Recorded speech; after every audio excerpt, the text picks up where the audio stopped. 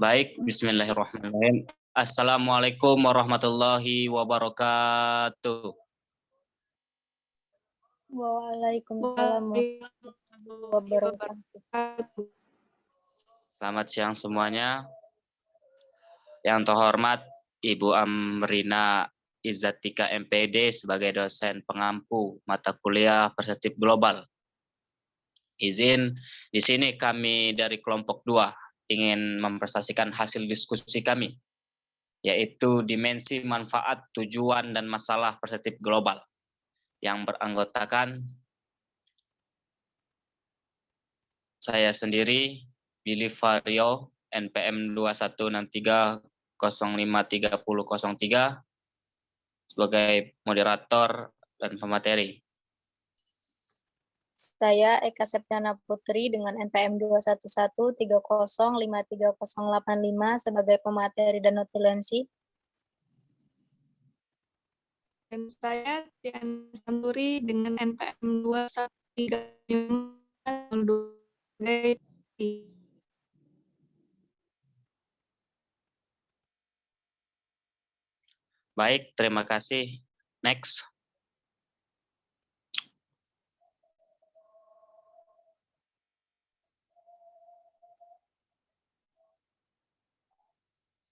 Ustaz, next tolong bawahin.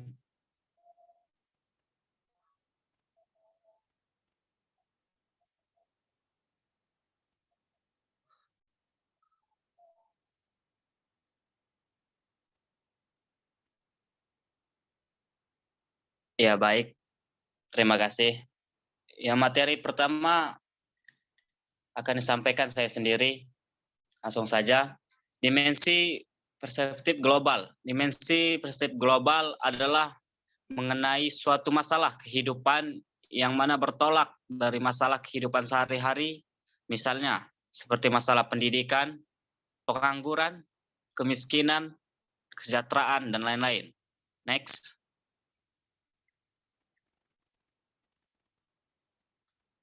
Baik, selanjutnya dalam kaitannya dengan budaya dalam era globalisasi ini, maka Gianasar Mimbar 1960 mengajukan 4 pilar dimensi. Yang pertama, afirmasi atau penegasan dari dimensi budaya dalam proses pembangunan bangsa dan masyarakat. Pembangunan akan terasa hampa apabila tidak diilhami oleh kebudayaan bangsanya. Nilai budaya suatu bangsa menjadi landasan bagi pembangunan suatu negara, serta merupakan alat seleksi bagi pengaruh luar yang sudah tidak terkendali. Yang kedua, mengembangkan identitas budaya dan setiap kelompok manusia berhak diakui identitas budayanya. Yang ketiga, partisipasi, bahwa dalam pengembangan suatu bangsa dan negara harus ada partisipasi dari masyarakat yang sangat diperlukan. Yang terakhir, memajukan kerjasama antar budaya. Hal ini dimaksudkan agar ada saling mengisi dan mengilhami, sehingga ada kemajuan dan peningkatan antara budaya bangsa. Baik, materi selanjutnya akan dilanjutkan oleh Saudara Titi. Untuk saudara sendiri, disilakan. Baik, terima kasih moderator atas waktunya. Menurut pakar lain yaitu Hanfi pada tahun 1976 dalam bukunya yang berjudul An Attainable Global Perspective menyebutkan ada 5 pilar dimensi dari perspektif global.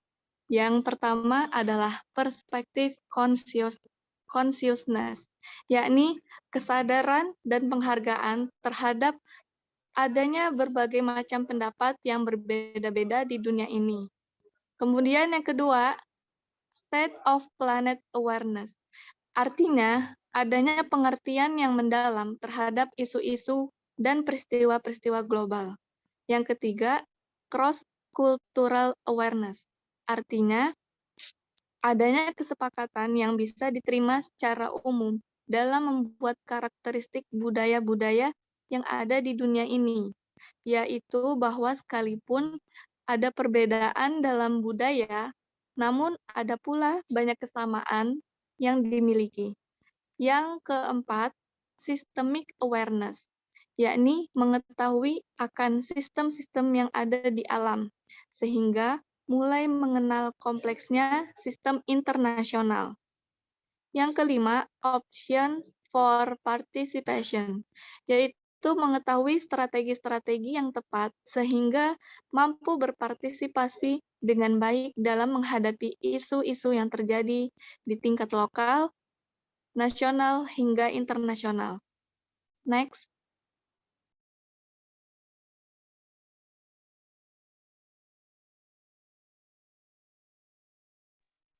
Selanjutnya ada manfaat perspektif global. Di sini ada 4 poin yang dijelaskan dalam manfaat dalam mempelajari perspektif global. Yang pertama yakni 1. Dapat meningkatkan wawasan dan kesadaran para pendidik dan peserta didik bahwa kita bukannya dengan orang lain di belahan bumi lainnya. Yang kedua, dapat menambah dan memperluas pengetahuan kita tentang dunia, sehingga dapat mengutip dunia sebagai aspek utama perkembangan IPK. Yang ketiga, dapat mengkondisikan para siswa untuk berpikir secara integral, bukan suatu gejala atau masalah dapat ditanggulangi dan dari berbagai aspek. Yang keempat, dapat melatih kepekaan dan kepedulian mahasiswa terhadap perkembangan dunia dengan segala aspeknya. Baik, saya kembalikan ke moderator. Baik, terima kasih untuk Saudari Titi. Materi selanjutnya akan disampaikan oleh Saudari Eka. Untuk Saudari Eka, dipersilakan. Terima kasih moderator. Baik, untuk materi selanjutnya yaitu tentang tujuan perspektif global. Adapun tujuan mempelajari perspektif global dikutip menurut Merrifield tahun 1997 adalah mendorong mahasiswa untuk mempelajari lebih banyak tentang materi dan masalah yang berkaitan dengan masalah global. Yang kedua, mendorong para guru untuk mempelajari masalah yang berkaitan dengan masalah lintas budaya.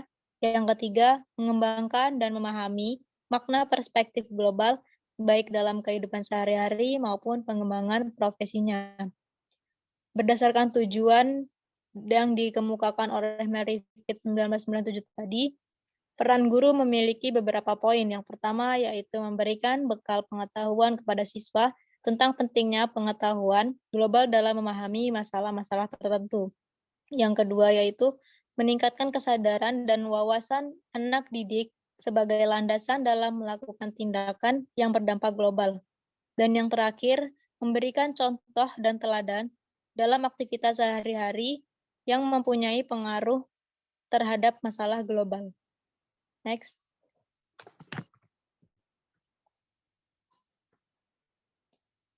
Untuk yang selanjutnya yaitu masalah perspektif global. Di sini ada 4 masalah dalam perspektif global. Yang pertama yaitu penduduk dan keluarga berencana. Masalah penduduk bukan hanya merupakan masalah nasional bagi Indonesia, melainkan juga merupakan masalah bangsa lain, baik bangsa yang berkembang terbelakang dan sedang berkembang maupun bangsa-bangsa yang telah maju.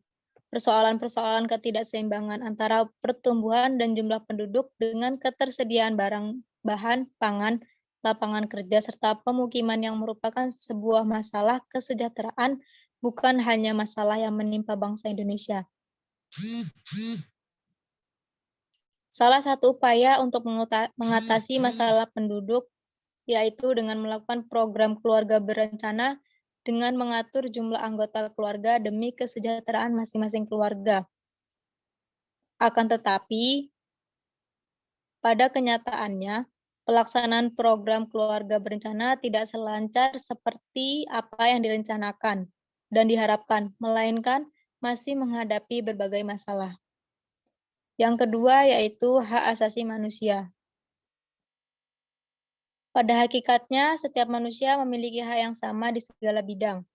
Hak merupakan anugerah dari Tuhan Yang Maha Esa yang diberikan kepada setiap umat manusia yang hidup di muka bumi, tanpa terkecuali. Akan tetapi dalam kehidupan bermasyarakat, hak asasi manusia ini mendapat perlakuan yang berbeda-beda oleh pihak-pihak tertentu, sehingga terjadi pelanggaran atas hak asasi manusia. Diskriminasi ras, etnis, agama, dan lain-lainnya merupakan salah satu pelanggaran terhadap hak asasi manusia. Hal tersebut dialami oleh kelompok masyarakat ataupun perorangan tertentu di negara masing-masing. Yang ketiga yaitu pembangunan.